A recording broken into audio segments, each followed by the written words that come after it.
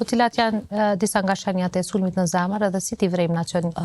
Sulmi në zemër apo infarkti mund të themi vjen si pasojë e pamjaftueshmërisë së furnizimit të zemrës me gjak dhe vjen deri te dëmtimi i musulit të zemrës.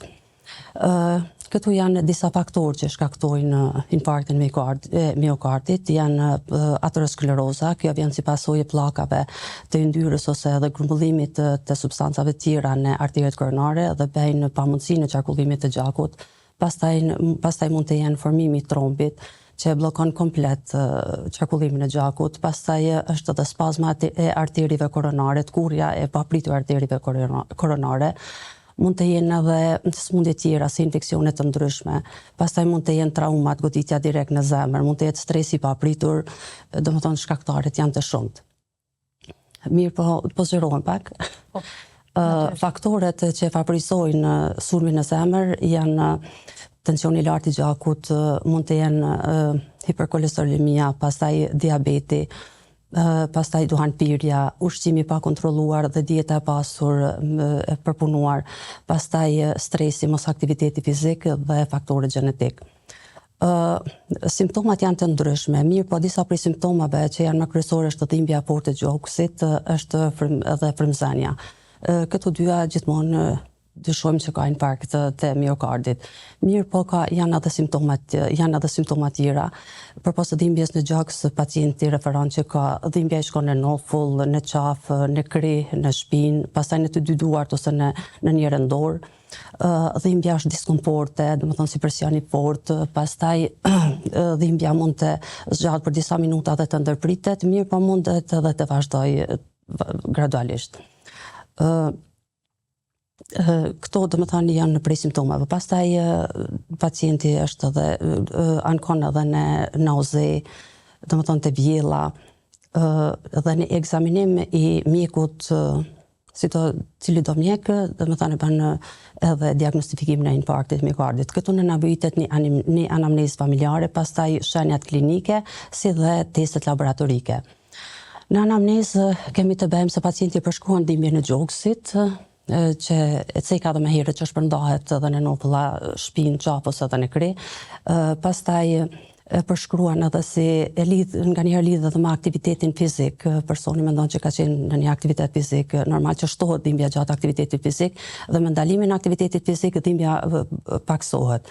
Pastaj lidh edhe me dhimbjen epigastrike, se nga njëherë kanë edhe dhimbje epigastrike, dhimbje barku. Dhimbjen epigastrike lidh me njëherë mas marrjes së ushqimit.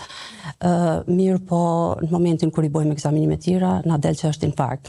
Pastaj me një gjersitje të teskajshme.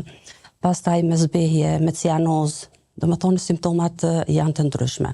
Dhe për diagnostifikim nevojiten përpos këtyre mjeku e bën ekzaminimin, e pyet për anamnezën familjare, edhe a ka pas hipertension ose sëmundje kronike të mëparshme, e bën imaj shenjat vitale, tensionin, pulsin, saturimin, pastaj e bën monitorimin e pacientit, pastaj kërkohen edhe testet laboratorike. Një prej testeve laboratorike që është më kryesore është troponina. Troponina është një enzim i cila fillon të rritet momentin e dëmtimit të musulit të zemrës dhe ajo fillon të rritet 4 orë, domethënë pas dëmtimit të zemrës.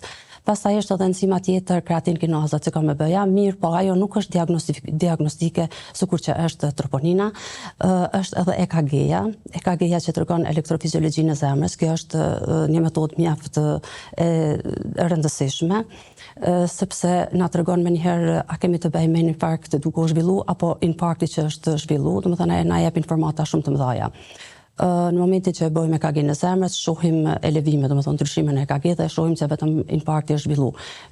Kjo zakonisht është edhe në bazë të përvojës, mund të them, kur pacienti ankon në dhimbje gjoksi, ndoshta nuk është dhimbja shumë tipike, edhe mirë po e përcjellin pacientin, ndodh që mas 10-15 minutave, sepse marrja analizave, troponina në këtë kohë nuk është rritme dhe nuk na jep informata që është infarkt.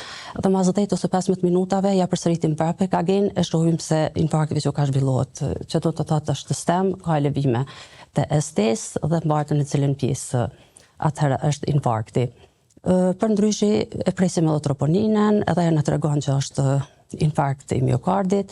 Pastaj nëse pacienti është në gjendje të rëndë, duhet të monitorohet, duhet të kontrollohet vëmendja, pastaj tensioni i gjakut, t'jepet terapia që jepet është oksigenoterapia, pastaj duhet të jepet aspirina për mos të lënë bllokimin e trombit, pastaj jepet edhe barnat për dhimbje, zakonisht jepet morfina, nitroglicerina, dhe ose pacienti ka nevojë për koronografi.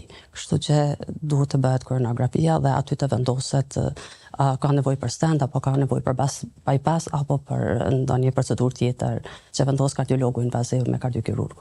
Po. Doktoresh, a dallon sulmi i miokardit tek gratë edhe tek burrat? Edhe në përvojën tuaj të përditshme, a janë të vanuara këto raste apo vinë me kohë për trajtim? Simptomat e njëjta janë dhimbja e gjoksit dhe frymëzënia. Mirë, po tek femrat më tepër e lidhin si nauze dhe vjellje. Kjo është më tepër shprehur te femrat. Ndërsa simptomat tjera janë të ngjashme si te femrat si te mashkujt. Në bazë të përbojës mund të them se kam pas raste shumë me infarkt e miokardit. Ka pas raste që kanë ardhur shpejt, mirë po ka raste pak që janë ndoshta edhe të vonuara, sepse koha është në pyetje këtu, që duhet me qenë koha shumë e shpejt.